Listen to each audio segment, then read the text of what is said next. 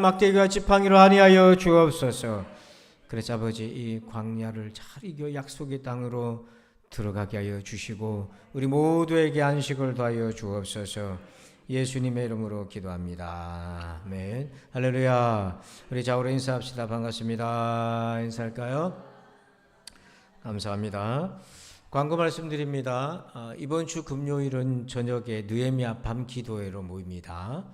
그래서 여러분들께서 저녁 8시에, 그래서 이번 금요일을 오전에 목장 공동체는 없습니다. 꼭 기억해 주시기 바랍니다. 그리고 돌아온 주에는 선교 예배가 있습니다. 기억해 주시길 바랍니다. 자, 이 시간에는 주시는 말씀 보겠습니다. 창세기 6장 5절에서 22절 말씀입니다. 창세기 6장 5절에서 22절입니다.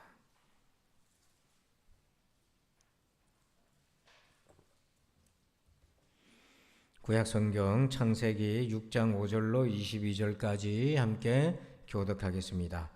여호와께서 사람의 죄악이 세상에 가득함과 그의 마음으로 생각하는 모든 계획이 항상 악할 뿐임을 보시고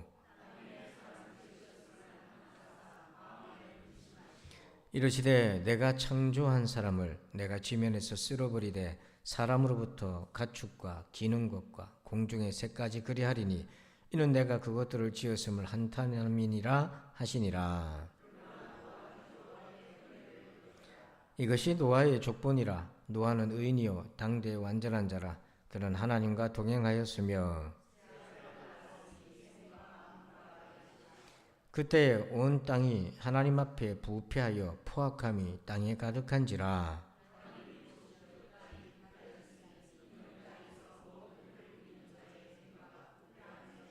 하나님이 노아에게 이르시되 모든 혈육 있는 자의 포악함이 땅에 가득함으로 그 끝날이 내 앞에 이르렀으니 내가 그들을 땅과 함께 멸하리라.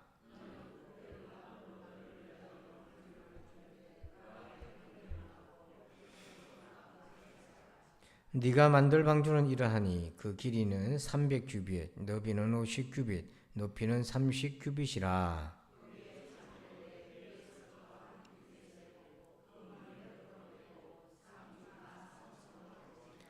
내가 홍수를 땅에 일으켜 물어 생명의 기운 있는 모든 육체를 천하에서 멸절하리니 땅에 있는 것들이 다 죽으리라.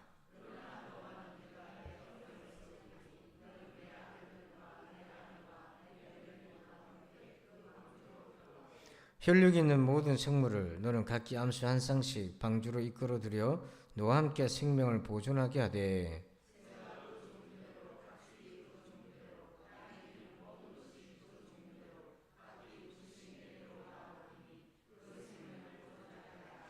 너는 먹을 모든 양식을 내게로 가져다가 저축하라. 이것이 너와 그들의 먹을 것이 되리라. 노아가 그와 같이 하여 하나님이 자기에게 명하신 대로 다 준행하였더라. 아멘. 자, 오늘 말씀의 제목을 같이 읽을까요? 시작. 바벨론 심판 앞에. 이 바벨론 심판과 홍수가 무슨 연관인가?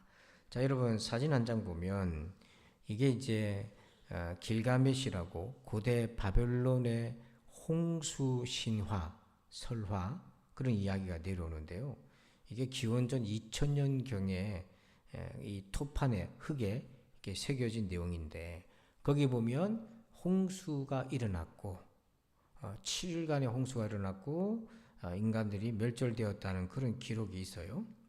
그러니까 오늘 노아의 홍수 심판과 같은 그 사건의 이야기가 고대 메소포타미아 지역이나 바벨론 지역, 지금의 이란이나 이라크 지역에 그 고대로부터 내려온 설화들이 있습니다.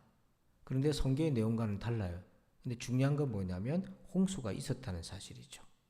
그래서 윌리엄 윌리스라고 하는 학자는 이 성경에 나와 있는 이 홍수의 이야기하고 지금 화면에 보듯이 길가메시의 이야기 이런 것들이 어떤 사람들은 성경이 그걸 보고 뺏겼다 이렇게 얘기하는 사람도 있는데 그게 아니라 내용이 자체가 다르니까 독립적으로 내려왔던 얘기인데 거기서 중요한 포인트는 서로 공통적인 경험이 있었다는 겁니다.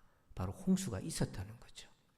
그것을 어떤 식으로 풀어내느냐에 따라 내용은 다르겠지만 그래서 이 길가메시라고 하는 여기서는 홍수를 신들에 대한 복종과 두려움을 강조하는 사건으로 그렇게 해석을 해버려요. 요즘은 어떻습니까? 현대 홍수는. 자, 현대사회 홍수는 지금도 일어나죠. 부분적으로 일어나는데 원인이 뭐라고 보통 얘기합니까? 기후 문제, 환경 문제, 그 다음에 사람들이 미리 대비하지 못한 이 모든 게 인재라고 얘기하는 거예요. 그리고 이거는 기술적으로 댐을 만들든지 배수로를 만들든지 하면 되는데, 그러나 그럼에도 불구하고 아무리 그걸 잘했다 하더라도 쏟아지는 비를 대비할 수 있는 인간의 한계. 하지만 여기에는 하나님이라는 단어가 들어갈 구석이 없어요. 왜냐하면 그것을 종교적으로 신앙적으로 보지 않고 기후 문제로 보는 거기 때문에, 시스템 문제로 봤기 때문에 아무런 의미가 없는 거죠. 자, 그러면 성경은 어떻게 되나? 성경은, 자, 이 성경이 제가 누차 말씀드리지만 내용은 오래된 역사를 기록한 내용이지만 이것이 종이로 글자로 책으로 기록되던 시기는 바벨론 포로기에 기록되었다라고 하는 얘기를 말씀을 드렸어요. 자, 근데 내용은 고대로부터 내려왔던 거지만 그걸 기록하는 시점에 어떤 문제가 있었나? 자, 다니엘서 1장 4절을 보면은 많은 똑똑한 귀족들과 학자들이 바벨론으로 포로로 다 끌려가 버렸어요. 그때 거기서 뭘 배웠냐면 1장 4절에, 자, 우리 빨간 글씨만 한번 읽어봅시다. 시작. 그들에게 갈대아 사람의 학문과 언어를 가르치게 하였고. 자, 이게 물론 다니엘이 왕궁의 신하가 되니까 그걸 배워야 하겠습니다만은 당연히 포로로 끌려갔던 많은 사람들도 그 나라의 언어를 배우게 되죠. 언어는요, 단지 말이 아니라 세계관이에요. 그래서 영어를 잘하려면 영어식 세계관을 가져야 영어를 잘할 수 있죠. 한국 세계관을 가지고 영어를 하려면 콩글리시 되는 거예요. 그래서 언어는 세계관과 직결되어 있거든요. 이게 생각을 바꾸는 거예요.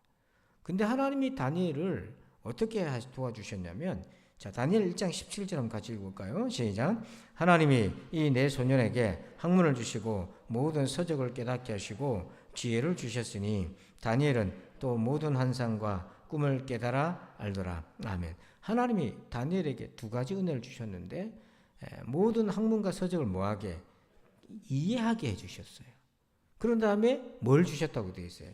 이 지혜란 게 뭐냐면 단지 뭔 요령을 잘 알고 이런 것이 아니라 그 바벨론의 학문과 언어를 잘 이해하고, 지혜라는 것은 하나님의 성경의 말씀의 관점으로 재해석할 수 있는 능력이 생겼다는 거예요. 그렇지 않으면 바벨론 따라가 버리잖아요. 그래서 성경은 세상에 많은 종교나 철학이나 세계관을 다 가지고 있는데 그것에 대해서 하나님의 말씀으로 이렇게 다시 이해할 수 있는 그런 능력을 하나님의 말씀이 우리에게 주는 거예요.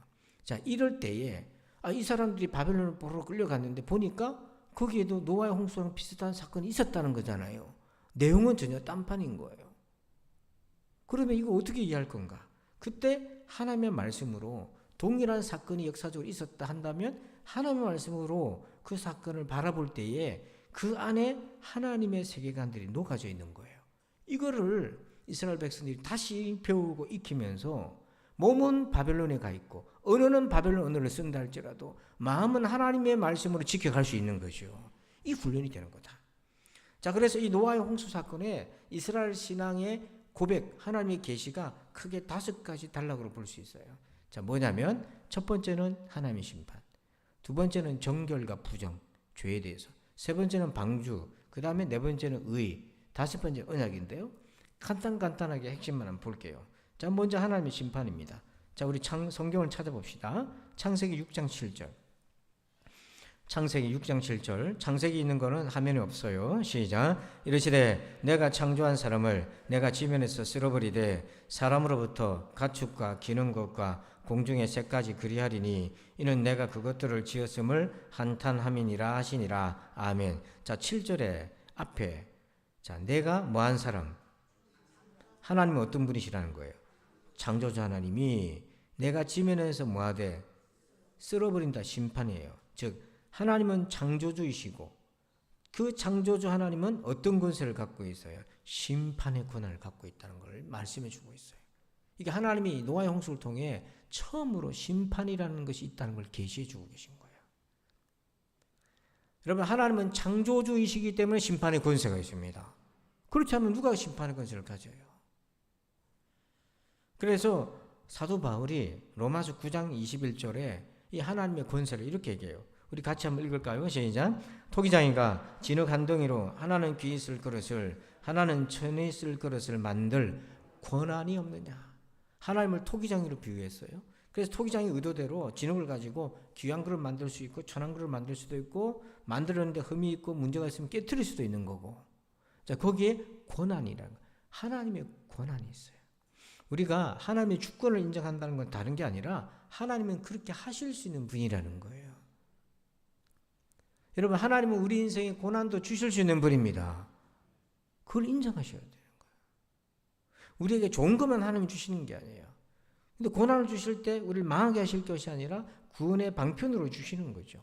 만약에 저와 여러분이 고난을 안 당했다면 우리가 어떻게 하나님의 사람으로 빚어졌겠어요? 진흙으로 남아있는 거지. 진흙을 만지고 반죽하고 이기고 깎고 이렇게 해서 만들어지는 거잖아요. 이거를 뭐라고 표현하냐면 형성이라고요. 형성. 신앙은, 영성은 형성 만들어지는 거예요. 그 주요한 방편이 고난인 거예요.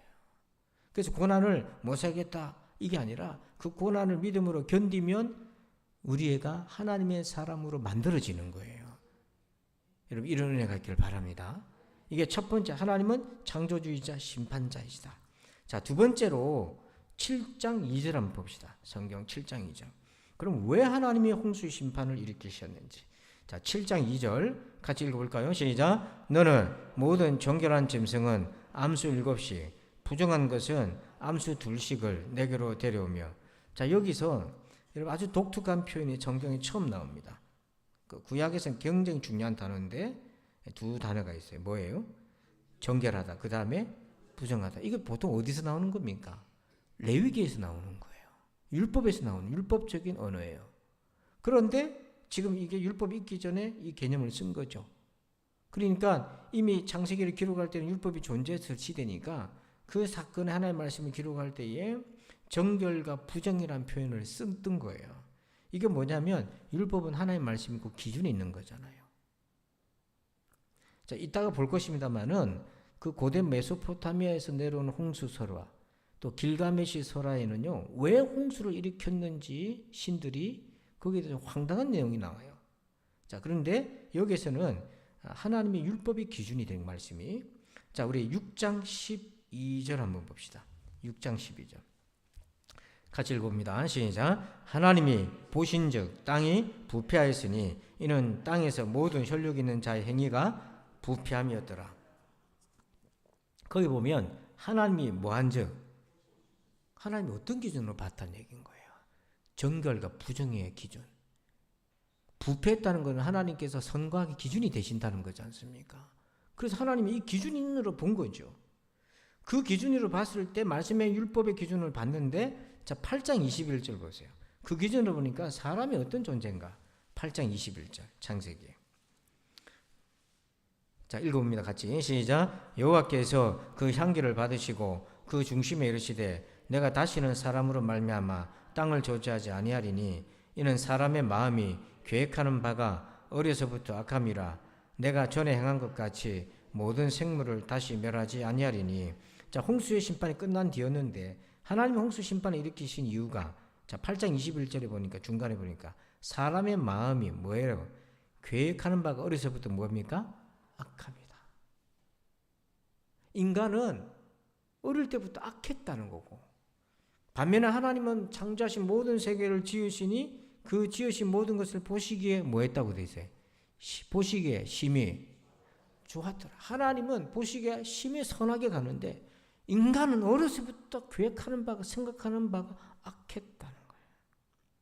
그래서 하나님이 이 세상을 심판하시면서 홍수는 그냥 일어나는 사건이 아니라 우리에게 심판이 있다는 것을 알려주신 거고, 그리고 바벨론 땅에 불로 끌려가면서 이 창세기를 기록하던 이스라엘 백성들이 반드시 하나님이 이 바벨론 땅을 심판하신다는 믿음이 있었고, 그리고 예수 안에서 하나님이 마지막 때에 심판하신다는 믿음을 세워주는 것이 바로 이 노아 홍수의 심판의 말씀이에요.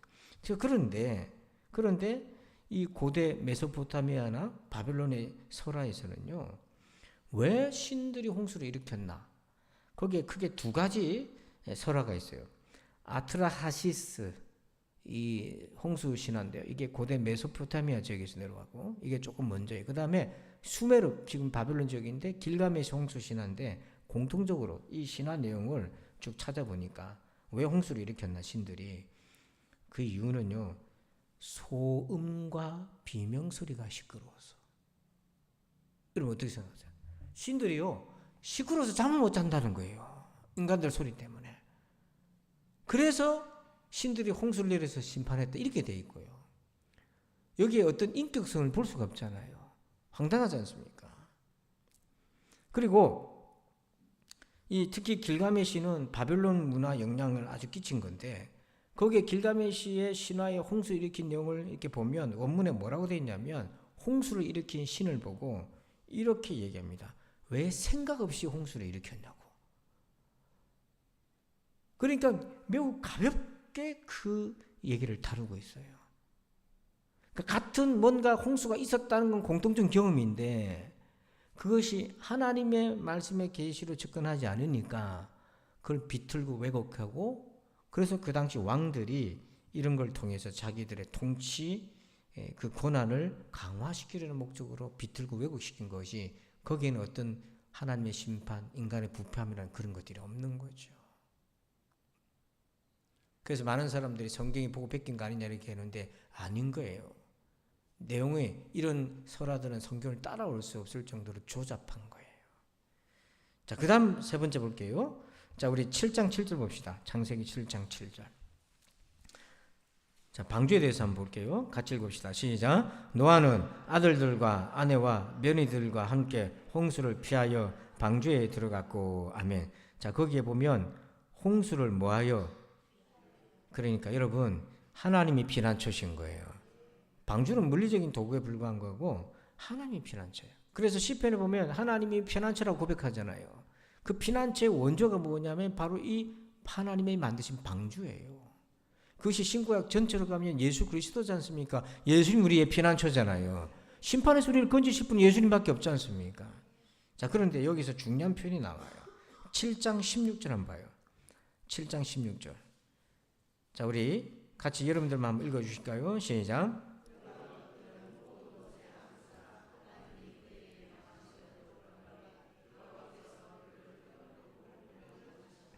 자, 16절 끝에 보면 다 들어갔어요. 자, 그런데 누가 들여보내고 문을 닫았다고 되어 있어요? 노아라고 안 되어 있습니다. 하나님이 그렇게 하셨다고 되어 있는 거예요. 이 말은 방주의 주인이 누구라는 거예요? 하나님이라는, 구원의 주체는 하나님이신 거예요. 노아가 아닌 거예요. 하나님이 들여보내고 문을 닫았다고 되어 있어요. 그래서 계시록 3장 7절에 예수님을 이렇게 표현합니다. 우리 같이 합독합시다. 시작. 빌라델비아 교회 사자에게 편지하라. 거룩하고 진실하사 다윗의 열쇠를 가지시니 곧 열면 닫을 사람이 없고 닫으면 열 사람이 없는 그가 이르시되 아멘. 자, 이 구원의 문의 열쇠를 누가 갖고 계세요? 우리 주님이 가지고 계신 거예요. 그래서 구원의 주체는 오직 하나님이신 거예요. 자, 그 다음에 중요한 개념입니다. 네 번째 의에 대한 건데요. 창세기 6장 9절 봅시다. 창세기 6장 9절. 자, 같이 읽을까요? 시작. 이것이 노아의 족본이라. 노아는 의인이요 당대 완전한 자라. 그는 하나님과 동행하였으며. 아멘. 여기에 노아는 어떤 사람이라고 얘기하죠? 의인이요 완전한 자다. 자, 의인이라는 표현도 처음 등장합니다. 성경에. 이 6장 9절에서 의인이라는 표현이 등장하는데 그 어떤 기준으로 의인이라고 얘기하는가? 이 의인이라고 하는 히브리어 단어의 뜻은 뭐냐면 법을 잘 지키는 사람, 이런 뜻이 있어요. 이 법 그러면 성경은 율법 하나의 말씀인 거잖아요. 즉 하나님의 뜻에 온전하게 순종하는 사람인 겁니다. 자, 그래서 7장 1절에도 한 번 더 강조해요. 7장 1절에 보면 여호와께서 노아에게 이르시되 너와 내 온 집은 방주로 들어가라. 이 세대에서 네가 내 앞에서 뭐예요? 의로움을 내가 보았습니다. 이렇게 의를 강조한단 말이에요. 자, 그러면 세상 모든 사람들이 지금 타락했잖아요. 악하고 부패했잖아요. 그럼 어떻게 노아 혼자서 그렇게 의인일 수 있었나? 그가 무슨 탁월한 능력을 받았나? 그가 무슨 남다른 거를 삼삼뿌리를 먹었나? 어떻게 된 거죠? 자, 여기서 6장 8절 봅시다. 6장 8절. 창세기 6장 8절 시작. 그러나 노아는 여호와께 자, 뭘 입었어요? 은혜의 결과인 거예요. 저와 여러분이 의롭게 되는 것이 하나님 은혜 때문에 되는 거잖아요. 그래서 여기서 입었다라고 하는 단어는 뭐냐면 선물로 받았다 이런 뜻인 거예요. 하나님이 주셨다는 거예요. 그러니까 여러분 이런 게 가능한 겁니다. 노아만 하나님 은혜 주셨겠어요. 사실은 하나님 다 은혜를 주셨지만 노아만 받은 거예요. 노아가 은혜를 받으니까 하나님 앞에서 의롭게 되고 그렇게 되니까 하나님이 구원의 길을 그에게 열어주셨다는 거죠. 그러니까 여기서 의로웠다는 것은 자기의 의가 아닌 거예요. 하나님의 은혜로 구원 얻게 되었다는 거예요. 그런데 길가메시나 메소포타미아 소라에서는요.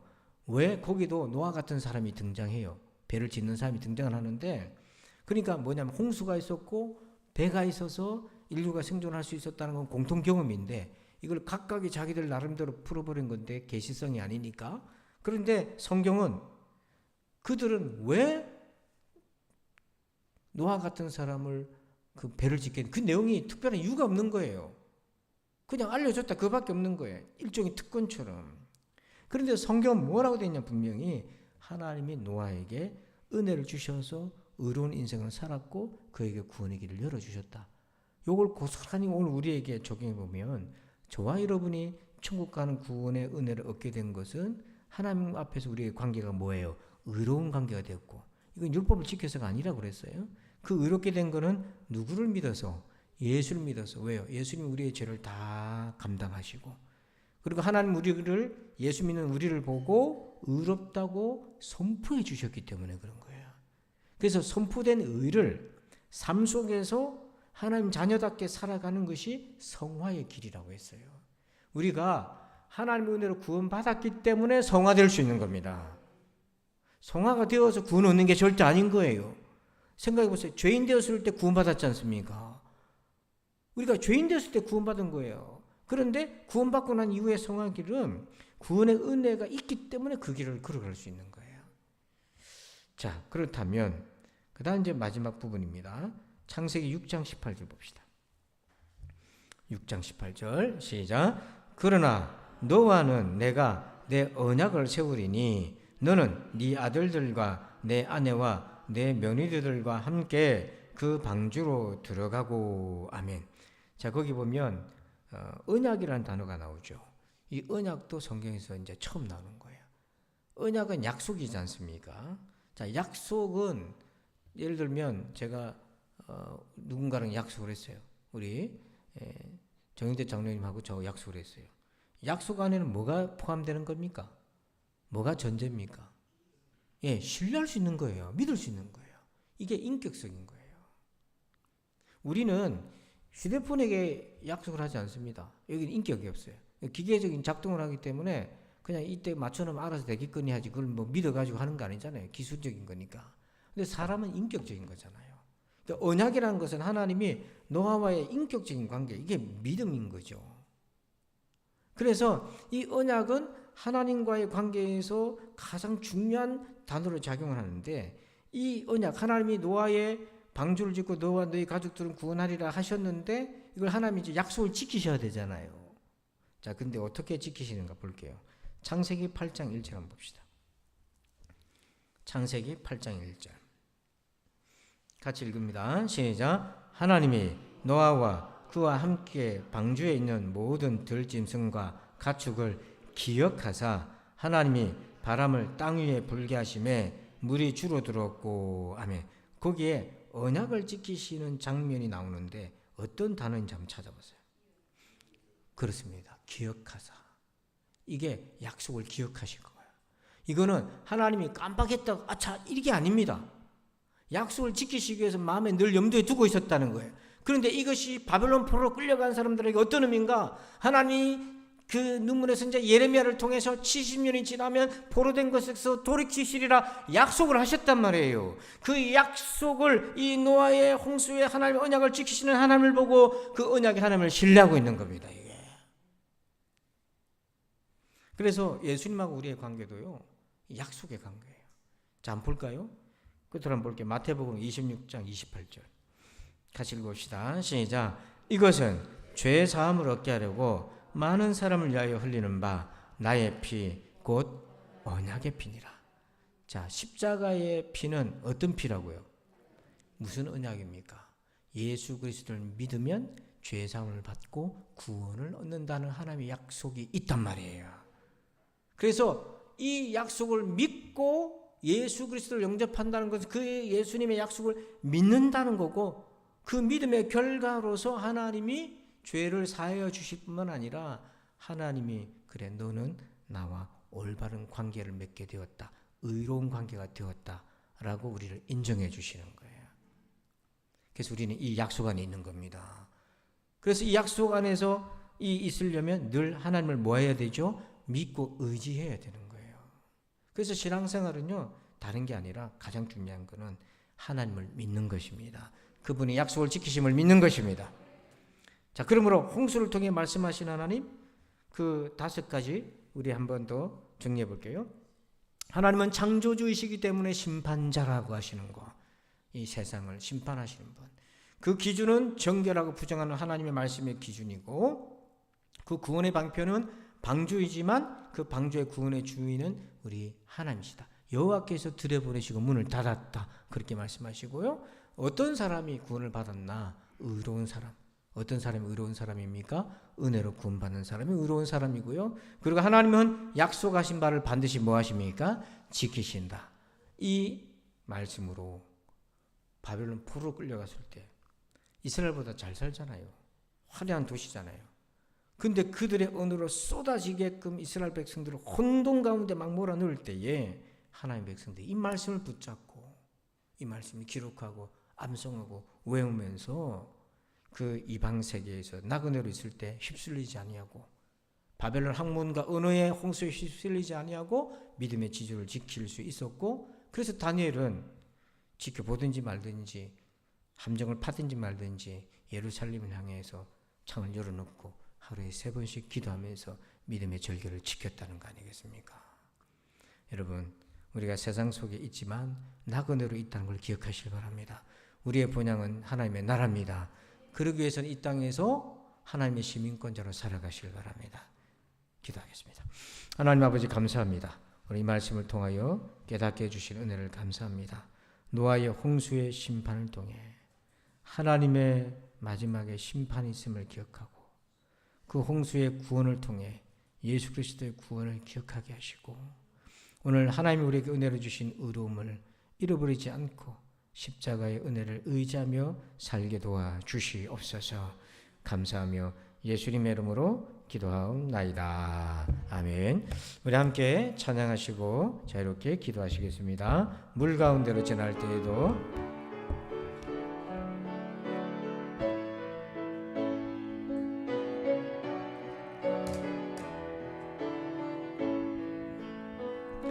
물 가운데 지날 때에도 침몰치 않으며, 불 가운데 행할 때에도 너를 삼지 못하게 하시리. 너를 지며 하여 부르신 하나님 큰 사랑, 너를 구속하여 살리신 하나님 내게 말씀하시네.